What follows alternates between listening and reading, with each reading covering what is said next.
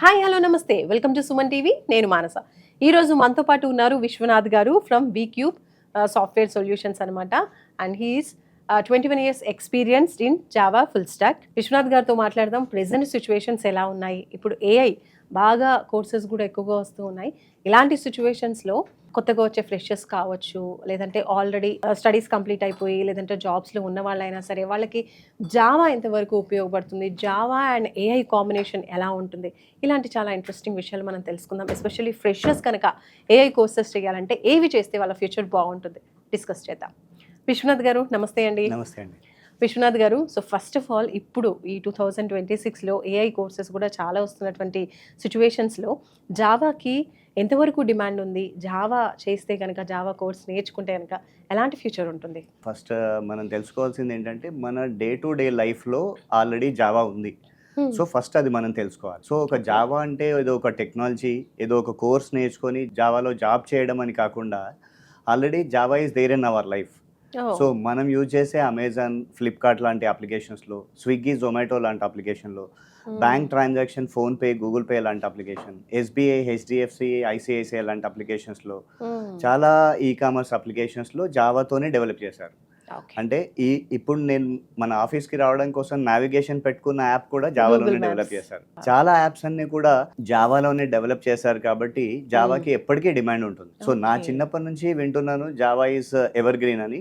So నేను ఇప్పుడు నా స్టూడెంట్స్ కూడా చెప్తున్నాను, Java will stay forever and Java is evergreen. Software కోర్సెస్లో కూడా అప్గ్రేడేషన్స్ వస్తూ ఉంటాయి. అలాంటిది జావాలో నెక్స్ట్ ఏముంటుంది? ఇప్పుడు జావా ప్లస్ ఏఐ తీసుకుంటే కనుక బాగుంటుందా స్టూడెంట్స్కి? ఇప్పుడున్న స్టూడెంట్స్ ఎవరైతే బీటెక్ చేస్తున్నారో, గ్రాడ్యుయేషన్ చేస్తున్నారో, ఎవరైతే ఐటీలోకి రావాలనుకుంటున్నారో వాళ్ళకి సేఫెస్ట్ అండ్ స్ట్రాంగెస్ట్ టెక్నాలజీ అంటే ఐటీలో స్థిరపడాలి అనుకుంటే మాత్రం సజెస్ట్ చేసేది జావా ఫుల్ స్టాక్. సో ఎందుకు అంటే చాలా enterprise applications, secure applications, banking applications అన్నీ కూడా జావాలో ఉంటాయి కాబట్టి Java is the safest option. So ఈ జావాతో పాటు ఏఐని నేర్చుకోవడం అనేది ఇప్పుడు అప్గ్రేడ్ అవ్వాలి మనం. సో ఏఐ అనేది ప్రతి టెక్నాలజీలో, ప్రతి రంగంలోకి వచ్చేసింది.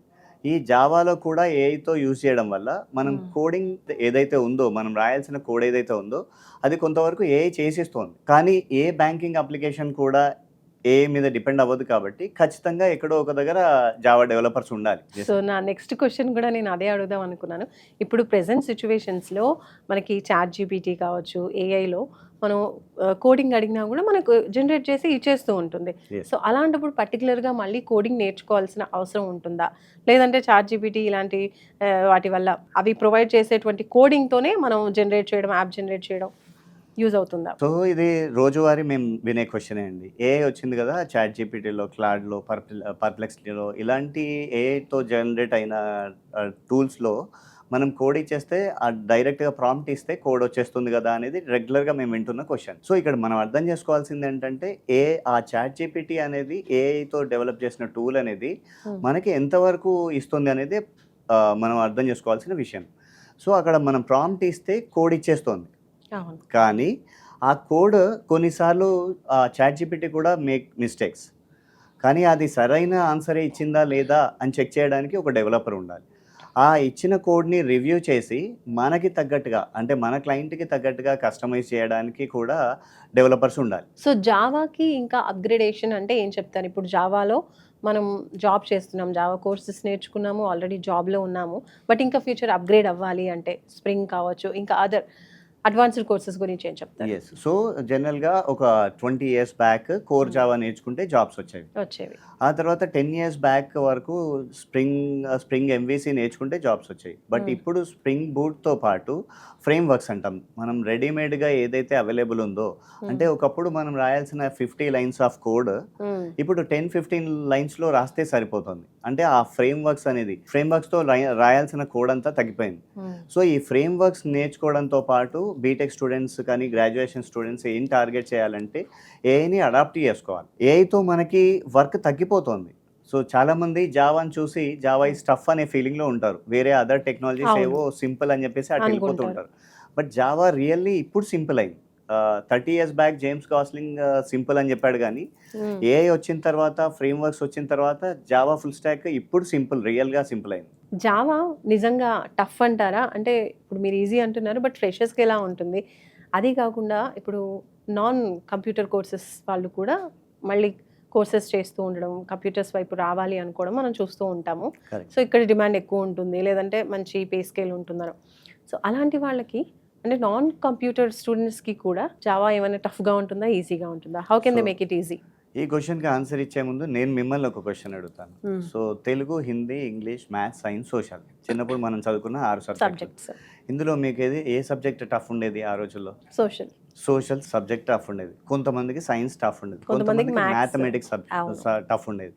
సో ఇప్పుడు మ్యాథమెటిక్స్ టఫ్ ఎందుకు అయింది అంటే వాళ్ళకి ఇప్పుడు సడన్లీ మీరు ఎవరినైనా అడగండి, ఈరోజు ఈ ఇంటరాక్షన్ అయిపోయిన తర్వాత మీరు ఎవరినైనా అడగండి 7 5 ఎంత అని అడగండి, టక్కన ఆన్సర్ ఇచ్చేస్తారు 35 అని. అదే వాళ్ళని 17 8 ఎంత అని అడగండి, they takes some time. So కొంచెం టైం తీసుకొని ఆన్సర్ ఇస్తారు. అలా అని చెప్పేసి వాళ్ళకి టేబుల్స్ రావని కాదు, వాళ్ళని టేబుల్స్ నేర్చుకోవడానికి కొంత టైం పడుతుంది అని మీనింగ్. అలా అని చెప్పేసి మ్యాథమెటిక్స్ టఫ్ అని కాదు, మ్యాథమెటిక్స్ నేర్చుకోవడానికి టైం పడుతుంది. కానీ కరెక్ట్గా మనం మ్యాథమెటిక్స్ కనుక నేర్చుకోగలిగితే 100/100 వచ్చే సబ్జెక్ట్ అంటూ ఉందంటే అది మ్యాథమెటిక్సే. అలాంటి మ్యాథమెటిక్సే నా Java full stock. So Java అంటే మ్యాథ్స్ ఇంట్రెస్ట్ ఉన్న వాళ్ళు, మ్యాథ్స్ స్కోరింగ్ సబ్జెక్ట్ గా ఉన్న వాళ్ళు హ్యాపీగా జావా నేర్చుకోవచ్చు. అంటే జావా ఈజీ అవుతుంది. మ్యాథమెటిక్స్ టఫ్ అనుకునే వాళ్ళు వాళ్ళకి టఫ్ అవుతుంది. ఎందుకు అంటే వాళ్ళు సరైన ఫోకస్, సరైన పద్ధతిలో చదవట్లేదు అని మీనింగ్. సో మ్యాథమెటిక్స్ టఫ్ కాదు, మనం నేర్చుకునే పద్ధతిలో టెక్నిక్స్లో టఫ్. సో అదే మ్యాథమెటిక్స్ని ఇప్పుడు మీరు శాలరీ వచ్చిన తర్వాత మీరు అన్ని క్యాలిక్యులేషన్స్ చేస్తున్నారు, ఎంత గ్రాస్ పే అవుతుంది, ఎంత నెట్ శాలరీ వస్తుంది, ఎంత పిఎఫ్ కట్టింగ్స్ అవుతుంది అని అదే మ్యాథమెటిక్స్లోనే ఉన్నాం. సో మ్యాథమెటిక్స్లో 100/100 ఎలా వస్తుందో జావా ఫుల్ స్టాక్ని కూడా మీరు కరెక్ట్గా నేర్చుకోగలిగితే 100% జాబ్ వస్తుంది. ఇప్పుడు కనుక అంటే డిగ్రీ చేస్తున్న స్టూడెంట్స్ అనుకుందాం, సో వాళ్ళ డిగ్రీ కంప్లీట్ అవ్వడానికి 3 to 4 years అవుతుంది అనుకోండి.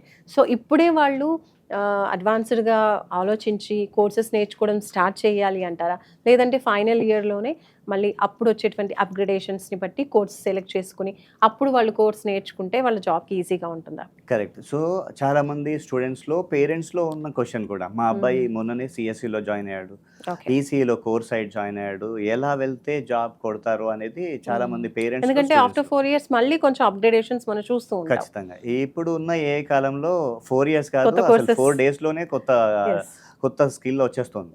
సో ఇప్పుడు ఫస్ట్ ఇయర్ నుంచి మనం ఏం ప్లాన్ చేసుకోవాలంటే, ఒక బీటెక్లో జాయిన్ అయ్యే క్యాండిడేట్ అయి ఉండొచ్చు, స్టూడెంట్ అయి ఉండొచ్చు, డిగ్రీలో జాయిన్ అయిన స్టూడెంట్ అయి ఉండొచ్చు. ఫస్ట్ ఇయర్లోనే ఎలా ప్లాన్ చేసుకోవాలంటే ఒక ఫండమెంటల్ సి లాంగ్వేజ్ కానీ, జావా లాంగ్వేజ్ కానీ, కోర్ జావాని ఫస్ట్ ఇయర్లోనే నేర్చుకోవాలి. ఓకే.